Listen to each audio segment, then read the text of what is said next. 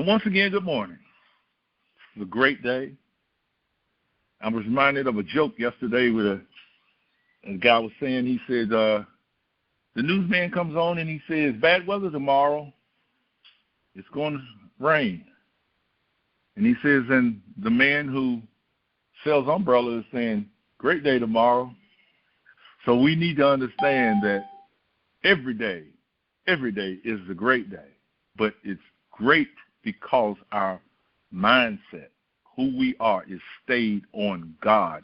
And being stayed on God, we receive every blessing that God has. God cannot keep anything from us. God is not punishing us. God is not doing anything to make us feel unworthy. All that he has is ours. Today is July 16th, 2023. This is recording 549, entitled The Invitation. The Invitation. We all know what an invitation is, right? An invitation is where we invite. We don't ask you to come to the door and then qualify you. The invitation went out because we qualified you before we invited you to come into our space. So the invitation. And hopefully I know you will, because now, one thing that I'm assured of is that God always hears me. I have no doubt that God hears me. So therefore, if he hears me, I have the petition that I asked for. This is the confidence that we have, that if we ask anything according to his will, what is his will? That we would know him, and that we would know all things pertaining to him belong to us. So therefore, we have no problem. We come boldly to his throne of grace that we might obtain what? Grace and mercy in a time of need. Our background scripture, Matthew 6:3. One line. But when thou doest alms, let not thy left hand know what the right hand doeth. Woo! But did you notice how closely to you that statement is? See, when we get ready to do something, what do? Run out and tell everybody, don't we? What did he say? Don't let your left hand know what your right hand doing. And what's really odd, your right hand already knows what your left hand is getting ready to do, doesn't it? So there must be something that is just so secretive and so important there. He says, you almost want to keep it from yourself what you're doing. Like I said, the gospel is one. I had somebody tell me the other day that the gospel was the easiest book that they had to understand. It's got a few these and thous in it, and it's got a few don't do this and do that. And I looked at him and I said, dude, out of his mind. He is literally out of his mind that this is the easiest book to understand. But if he understands it, fine. Okay? But when thou doest alms, what are alms? It's not giving away money. That's part of it. Okay? When thou doest alms, and when you are doing good works, when you are doing things for the progression of someone else, don't let your left hand know what your right hand is doing. Now, left, generally speaking, in the spirit realm, is negative. Got it? The little imp is always sitting on the left shoulder. Okay? On the right shoulder is a little good angel. So don't doubt what you're doing and try to make known that you are doing something that's going to make you look good in somebody else's eyes. Just do it and go on about your business. There must be sent out a most secretive and private invitation to the Lord of all creation if the alms of thy right hand are to be rewarded. I'm going to say that again. There must be sent out from me a secretive, which means I am not telling people what it is I'm doing. I send it out, but where am I sending it? I'm sending it as what the postal system calls registered mail. You see? I'm going to make sure it gets there. And what happens when registered mail comes to your house normally? Yes, right. You got to sign for it. So therefore, how would God sign for a private message that you are sending to him? He has to let you know. Something inside you has a resonate that he heard you. Now, the scriptures say he always hears us, doesn't it? A lot of people don't think that. How many times have you prayed and wondered if he heard? Guess what? You ain't going to get your prayer answer. They that come to God must believe what? That he exists and that he is a rewarder of them that diligently seek him. So when you go to God asking for things and there's a wondering in you as to whether you're going to get it, guess what? That's right. You're not going to get it. Why? Because you took doubt. You took doubt with you. You let your left hand, got it? You let your left hand know what your right hand is doing. What is a negative one and a positive one equal to? 0. Let not this man think that he shall receive anything from the Lord. So how do I reckon? I must first convince myself that God exists. This is the freedom that sets every man free. If I truly, truly know and understand that God exists, now I can go to him the way I go to my wallet. You see, if I know there's something in there, I can go to God the way I know I go to my car. Because 99.9% of the time, you expect that dude to start, don't you? When I go to the grocery store, am I going to buy clothes? No. When I go to the clothing store, am I going to buy groceries? No.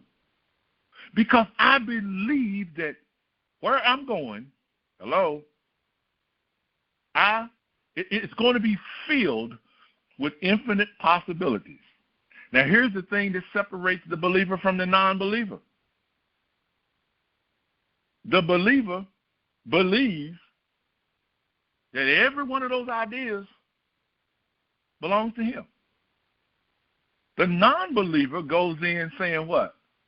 I may not have enough to get this. Yeah, but why would you go to a place if you didn't have enough? Well, you're going to say, I'll get what I can, right? But what did God say? See, we shut God down by thinking that we don't have enough. So therefore, guess what? No one can come in and bless us, can they? Did you ever stop to think that you could walk through the door and you could be the 1 millionth customer that receives $1,500? You don't walk in stores like that, do you? You don't even think about it. You walk up to the register and you just go up there. You could be the 500th customer that day that's going to be rewarded with whatever you got in that basket is paid for.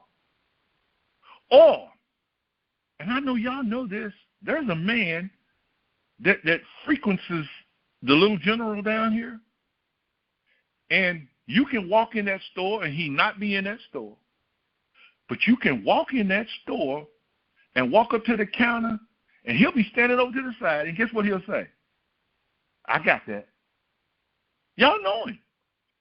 He's done me like that before. I've seen him do other people. Now, I don't go to Little General hoping that he's going to be there. Got it? But I walk in Little General or wherever I go believing that I have enough and to spare. Why? Because God is with me, and I'm always at the throne of God, that I might receive his grace and mercy in a time of need. What is his grace? Favor. I don't need to blazon it on the front of my vehicle. But why do I have that sign on the front of my vehicle? That little, it looks like just 5 or 6 little marks if you don't look closely. But what it actually is, it's a little man running. And people have stopped me and say, "Rip, what is that on the front of your truck?" I said, that's a little man running. And they said, "Why is he running?" I said, "Because I'm running for you." And I want you to know that every time you see that vehicle come up in front of you, because there are so many vehicles that look just like mine around here. But when you look down and see that little sign down there, who do you know it is? That's right. You know who it is, and what should pop in your head? Running for you. And why am I running for you? That you might have what God has promised you. Because if you're expecting somebody to give it to you, you are out of luck. Got it? But if you believe that God is, you can send out that secretive and private invitation to the Lord of all creation, that your left hand would be wiped out, and you clearly go before God with a confidence that I have without asking. Some of you got people who live in your household. Do they ask you, can they go to the refrigerator? Sometimes we get a little frustrated because we see that door opening and opening and opening. What do we say? You won't eat up everything. You need to quit. You need to stop. Do they stop? No, they might chill down for 5 minutes or so. Or they might wait for you to leave the room, running there real fast. I remember when I was a kid, I used to, go and steal a piece of cake. I cut myself a piece of cake. And then when my mama would come in the room, guess what I do? "Hey, Ma, can I have a piece of cake?" Yeah? Guess what I did? I got up and got me another. Who was I hurting? Me. Not her. Because she would come by every now and then and say, "What? Man, I thought there was more cake." You think she was crazy? What was she saying? Boy, I know you. You didn't get that big hunk when you cut it a while ago. There was no big hunk. There's a whole lot of that cake gone. Well, am I going to sing that song that they play on the radio? Wasn't me. And dude, you saw sitting at the stoplight that's supposed to have been at work, and the boss pulled up and looked over at you. That wasn't me. Oh. You see, Jesus said, I'm trying to show you that you don't have an enemy out here. I'm trying to show you that you don't have anybody. All you have is little instances and suggestions that are going on that you are to overcome. Because if they distract you, if those situations make you mad, if they make you upset, if they discourage you, that's the Spirit of the Lord showing you this is what you must overcome, because you belong to me and you have invited me into your world. Nothing can be kept from you. Don't you think that someone can keep something from you? I am God. I have given you all things. You don't need to get anything from anybody if you know me. Well, Lord, I don't want to spend that kind of time with you. Well, then you're going to struggle. You're going to struggle out here in this world. And guess what? You're still not going to get you're not going to get it in peace. You might get in the grind. You might get somebody to help you. You might go out here, but the bottom line is you're not going to get it. Why? Because when I give it to you, I bring peace with it. I bring love and kindness. I bring joy. I bring a fullness. And guess what? Once you realize, I want y'all to hear this. Once you realize you're getting it from me, what can stop you from getting from God in the future? All you have to do is make the invitation and mean the invitation from your heart. Because Jesus and God stood at the door. They stand at the door and knock, right? And they said, if you open, we will come in. But guess what we have to do? We have to invite them in. And when you invite them in, you invite them and everything they stand for. You invite that in. Not that they just come in and help you, come in and bless you, come in and bring baby back ribs, and come in and bring, you get my point?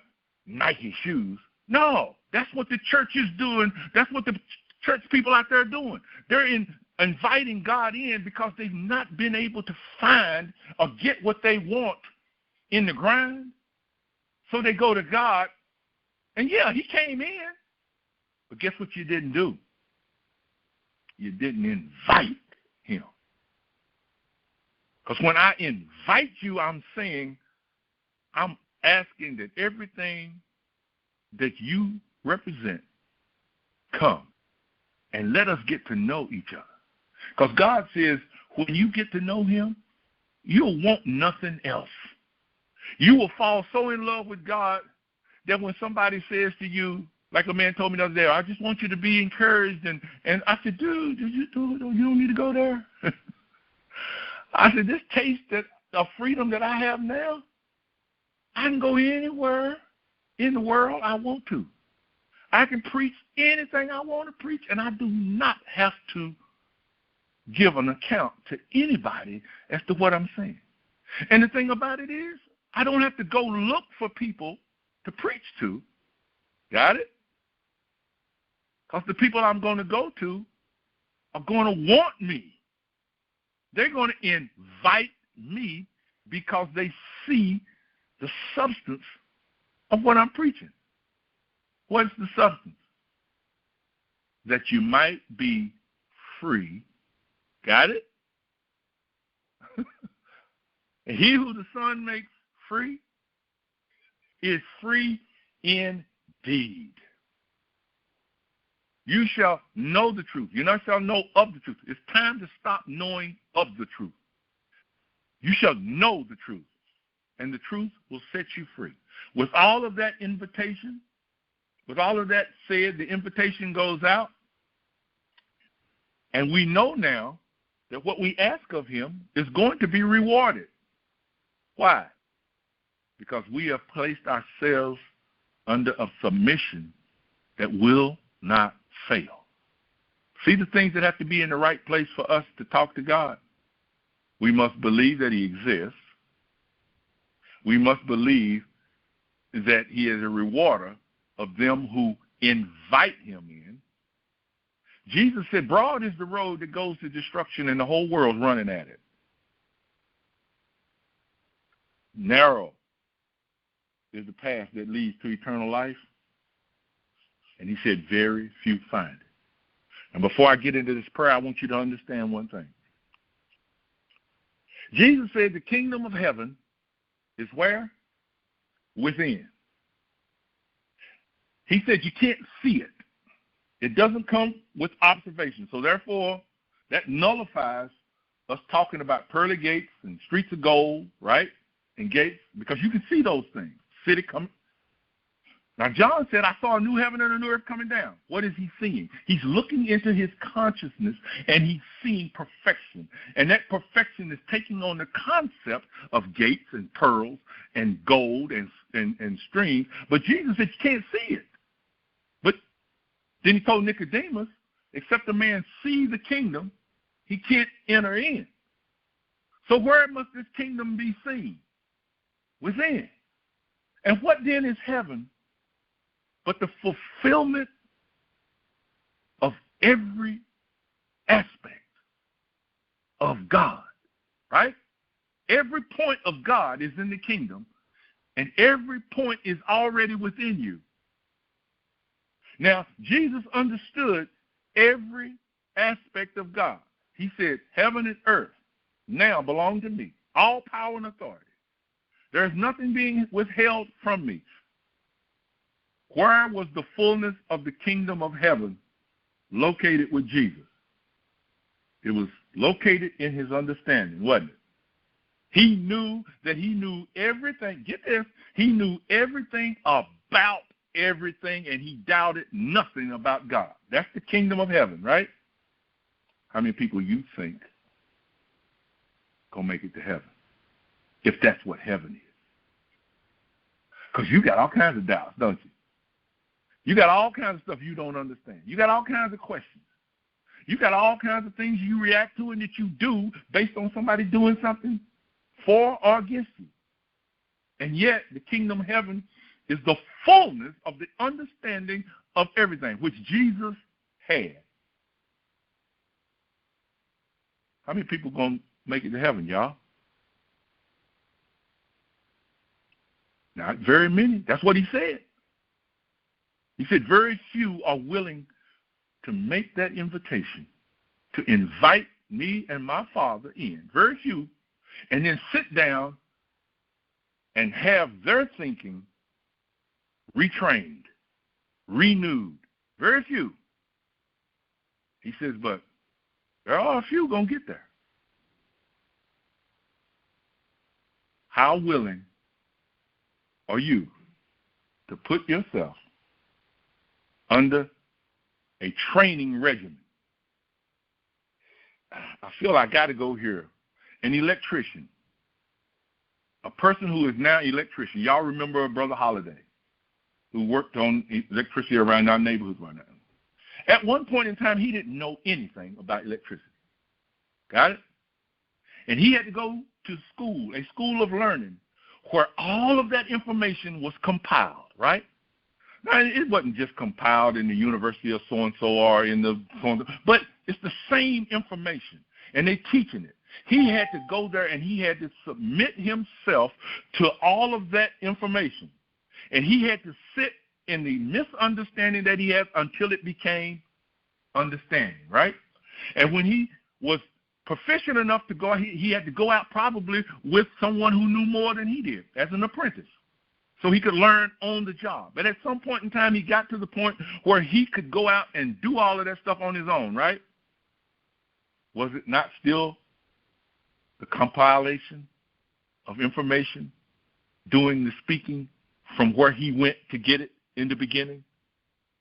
We called him an electrician, but yet he was still referring back to that pool of information, and it was still speaking. It was yet speaking through him, and we go, wow, man, he knows his stuff. Yeah, he was still listening to the Father of electricity, which was the compilation of all of the principles that regulate electricity. So when he got up on that pole, you didn't see him up there with no book in his hand, did you? Get it? That's what Jesus is trying to say to you. Until you go put yourself in a position to where the compilation of all of the information of heaven speaks to you in such a way that you say, you know what, I'm not going to do anything except I rely on what heaven is saying. And when I get in a situation, don't go, I know what I do. Don't do that. What do? You say, I'm going to refer to the archives. For the archives are always speaking. And they spoke through Jesus Christ. That's why he said, in and of myself, he said, don't call me good. He said, there's none good. There's only one good. Why? Because it's the Father that's doing all of the speaking. And because I have invited that speaking to come to me, that speaking is always speaking, and it is speaking through me now. And as it speaks out through me, you might say, man, Rev got it going on. Yeah, Rev does have it going on. You know what Rev got going on? Listening. Because it's the Father that's still doing the works, and I am allowing the Father through that invitation to speak through me. So now I understand that no situation that I am dealing with out here can I fix on my own. I must always ask the Father and listen. The invitation. The disciples came to Jesus and said, Master, teach us how to pray. Jesus said, after this manner, therefore pray ye. See? Teach us how to pray. And what did he say? Do it this way, didn't he? Well, guess what? If you do it this way, what are you going to get? You're going to get an answered prayer, aren't you? If you don't do it this way, you see, this is the way they pray over in so-and-so. And this is the way they pray here. This is the way they pray. What did he say? After this manner, pray ye, our Father which art in heaven. Bing! What's the first recognition? That which speaks from eternity, that which knows everything, that which every aspect, every characteristic, every principle, every command, everything, providence, the government. Speak. That's who you're speaking to now. You're saying that which knows everything. Our. Not just my Father, our. That means that which is over all 6 billion people, 7 billion people that's on this planet. Our Father. I am now including the whole world as my sisters and my brothers and whatever. Our Father, who is Lord over all, which art in the realm of perfection, the infinite possibilities, hallowed be thy name. You don't know what hallowed means? It means made greater than any other name. Greater than Nike. Greater than LeBron James. Greater than GOAT Michael Jordan. Debatable. You get me? Our Father, which art in heaven. I am now erasing anything that I thought was great, and I'm placing my submission to you. Hallowed. Kept holy. You walk out in the street and somebody says, who's your daddy? God. And mean it. You with me? Or even if you don't say it on the inside. He heard you. Depending on who you're talking to. What do you call God? That which is above everything. That which cannot be fought against. That which cannot be lied on. That which cannot come in under his promises, that which is all in all, that which is the greatest, that which is the GOAT. See, that's hallowed be thy name. When someone comes up and tries to tell you that somebody is this great, on the inside of you, you should immediately be going, none greater than God. And mean it. Thy kingdom come. What is the kingdom? The expression of all that God is and all that God has promised. That expression come to visibility, that all the world should see. Thy kingdom come. Jesus said, you guys don't like me. And I understand why you don't like me. You say I'm doing all these things by the work of the devil. And I tell you that if I am doing these things by the work of the devil, then that kingdom can't stand, because good and bad can't fight against each other. What does a negative one and a positive one just come to? 0. So therefore, that kingdom come. Jesus said, even though y'all don't like me, he said, do y'all believe that I'm doing all these miracles? And they said, yeah. Guess what Jesus said? Then the kingdom has come. I stand here before you today without a doubt to tell you the kingdom of heaven is here now. But the work has to be done by you to perceive it. And the only way it can be done is to put yourself in a position to where you acknowledge God as the GOAT in every situation. I don't care if it's just buying a piece of bubble gum. You don't know. That piece of bubble gum might have something wrong with it, right? But you bought it because it's like they're wrapped up. You put it in your mouth. But what if you acknowledge God before? I know you said, but Ralph, that's crazy. Hey, what happens when you acknowledging God in all things? At some point in time, it becomes second nature, doesn't it? You may hear a voice say, don't get that one. And you'll look around and see, and there won't be nobody around. What's your next move? Put it down and get the next one. Got it? Or buy it and take it to the trash can after you buy it so no one else will get hurt. Thy kingdom, the kingdom has come to the earth. Thy will be done in earth as it is in that place where everything is perfect. That's what he's saying. If everything's perfect in heaven, he's saying right here, let it be done in the earth. Well, who can see it done in the earth but the person who has gone to heaven and gotten the information? Remember, brother, what's his name again? Holiday. He went to learn. And every time he wanted to do anything, he had to refer to that book, even though it didn't look like it to us. Every time you do something, you have to go to heaven. You go to heaven first, that the will would express itself here in the earth. And it will, when you take your heart. But if you just want to get something because you can get it and whatever, you might struggle. You might end up getting mad, walking around with your lips poked out. Tell people if you want to, go ahead and poke your lips out. If I can do it, I will. If I can't, I won't. You may not understand my reasoning, but I got reasons. And you need to do what? Respect those reasons.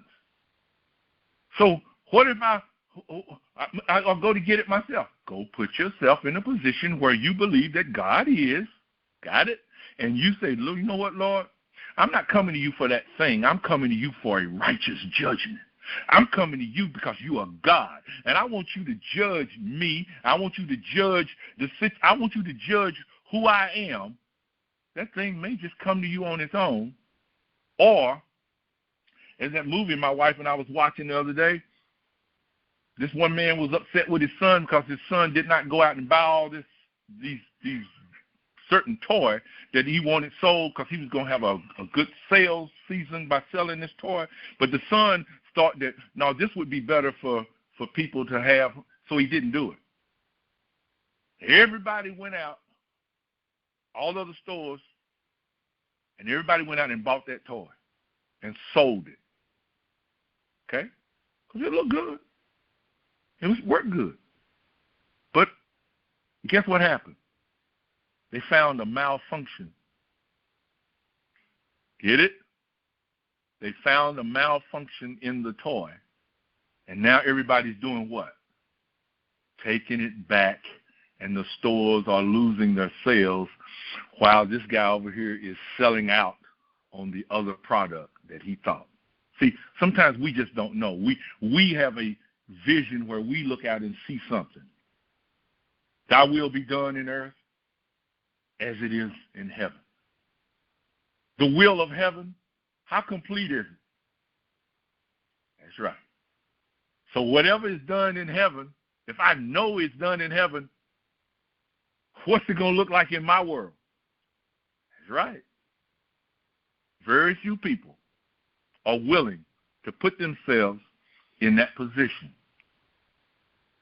to wait until heaven speaks.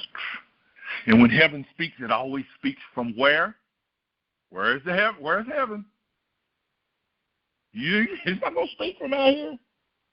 It speaks from within you, and when it speaks, it brings its reward with it, and you somehow know, oh, my God, he spoke. Get ready, because you can ready to see a righteous judgment. It says, give us this day our daily bread. That's not food to eat, y'all. Our daily bread is the word that comes down from heaven from on high. That's the word. I just told you what it was. When heaven speaks, I am the bread of life. I will grant that you eat from the hidden manna. That's bread from on high. Master, I know you're hungry. This is disciples. We know you're hungry. Shall we go into town and buy food? What did he say? I have meat to eat you know not of. Give us this day our bread that is going to secure us through this situational day that we're going into. How do I know that I'm going to make it? Because I sent out an invitation. Are y'all hearing me? And I'm standing firm on that invitation, even though it may look like it's not right. It may look like I'm not going to get.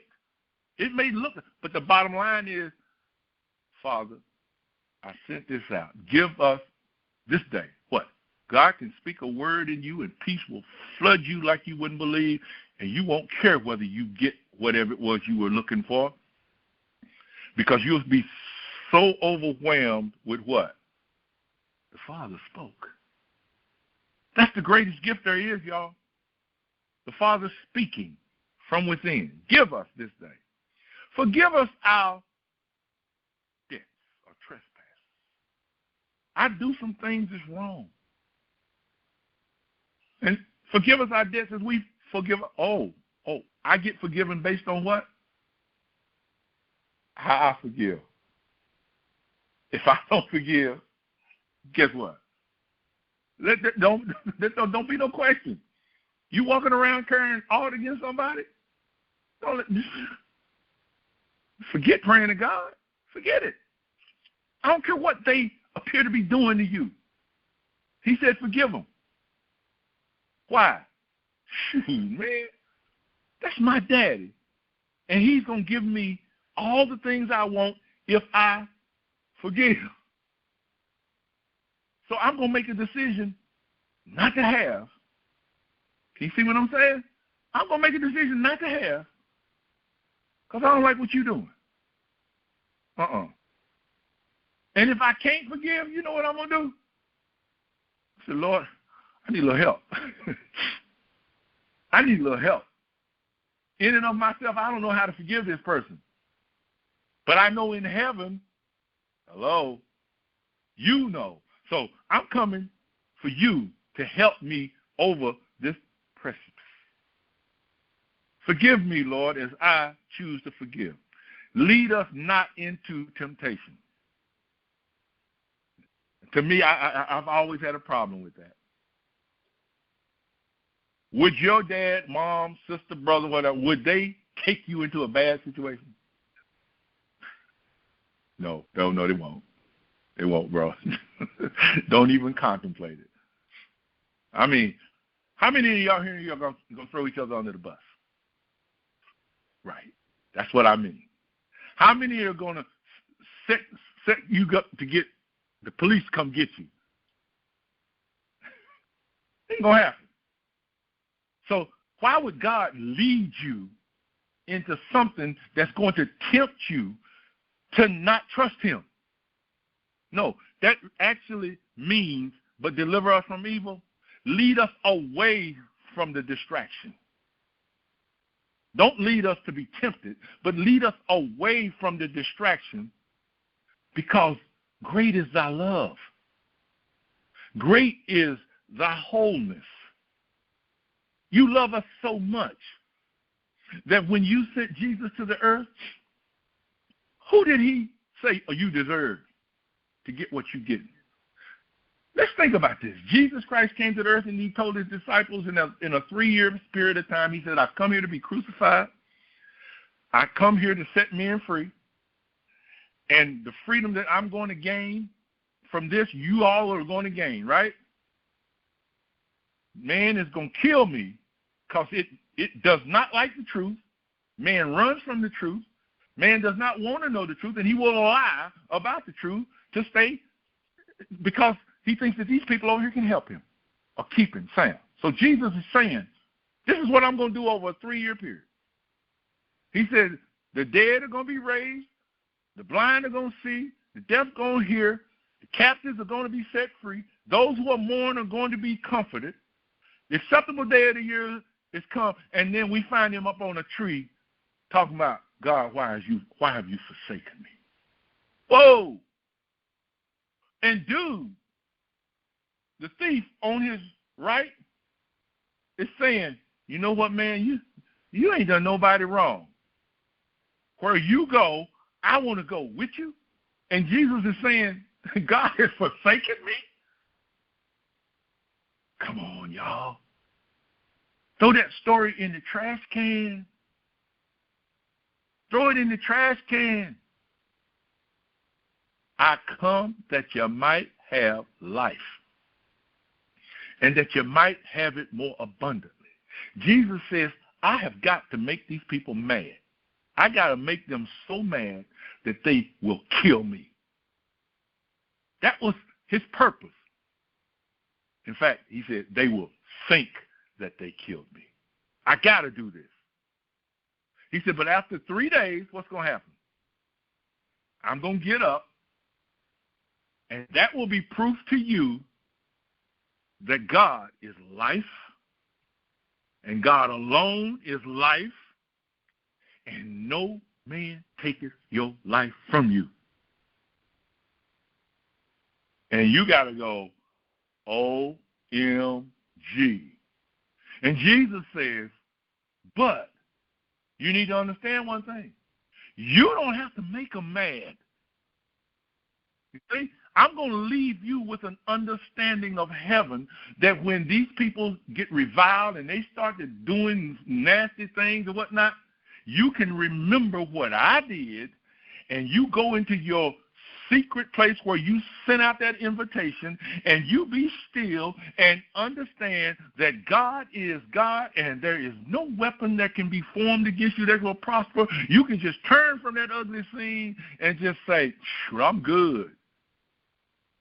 That's why Peter said, smile and be happy when ugly starts happening around you. Huh? Tell me, where are you going to go in the church that you hear people preaching at? Yeah, that's right. That's right. But I'm telling you, you keep coming here, you're going to hear it. And you might say, I don't agree with it. And what you going to get? You're going to get the opposite of what I'm telling you. Because he said, be of good cheer. Jesus said, be of good cheer, for I have overcome all obstacles. So what he's saying to you is that you will overcome. Why? Because he says, I go to the Father, and because I'm going to the Father, here's what I want you to do. Go into all the world. Didn't he say that? Preach the gospel. Preach good news to everybody you meet. I don't care what they look like or how they're acting. Preach good news to them. He said, heal the sick, open the eyes of the blind, heal the deaf so they hear, comfort those that mourn, set the captives free, and preach the acceptable day to God. Lord, how could he say that to us if it wasn't true? Because he said, the Father always hears me. And therefore, if the Father hears me, is that not a prayer? And if the Father heard that prayer, he heard that prayer for who? Me. He's just telling me, send out the invitation. And he closes the prayer with, for thine is the kingdom and the power and the glory. Wait a minute. I thought Benny Hinn got the power. I thought T.D. Jakes. I thought Kenneth Copeland or Kenneth Orr. See? For thine is the kingdom. The kingdom belongs to God and God alone. All power belongs to God and God alone. All glory belongs to God and God alone. So how does God get all this kingdom, power, and glory? Through the creation called mankind, who has submitted itself through an invitation. Got it? Amen. That's what he said. Now, in the coming weeks, we're going to take each one of these things that I just briefly went over, and we're going to have one session on just one line of what that line means that it may be fulfilled. So we say, when Jesus said amen, what does amen mean? So let it be said. So let it be done. Let this be the prayer of sincerity that your alms may be rewarded. And before I close out, who then are you making alms to? Well, we got us a good one in here today. You're always making alms to God. Always. You're never making alms to people. You're making concepts. But you got the idea and this is what I'm going to do. You got it from where? From that infinite invisible that spoke to you and said, yeah, do that. And who's going to get the glory? God. Oh, people going to swear up and down, you a good person. Oh, they are always doing good. Let them. You can't stop them. The only ones you can stop from doing that is the one that knows like you know. And they're going to simply look over and say, to God be the glory, power, kingdom. Let this be the invitation. God bless you. Now let's have a meditation. The Lord is in his holy temple. There is none there but the Lord. There may be many things that appear, but there's only God. God fills all space. God fulfills himself in all of creation. And all of creation stands in hallowed worship. Those that look at the name of the Lord are given the opportunity to be absorbed in the Word and yet to express a glory that cannot be explained. For the Lord is that Spirit. And where the Spirit of the Lord is, there is a fullness of joy. It is the desire of God that the fullness of all that he is dwell in every segment of creation, that man no longer walk considering or wondering what can happen, but knowing that God is the fulfillment of every notion, every positive understanding, promise. God is fulfilled where God is recognized. And the recognition of God brings about a realization of the presence of God always before.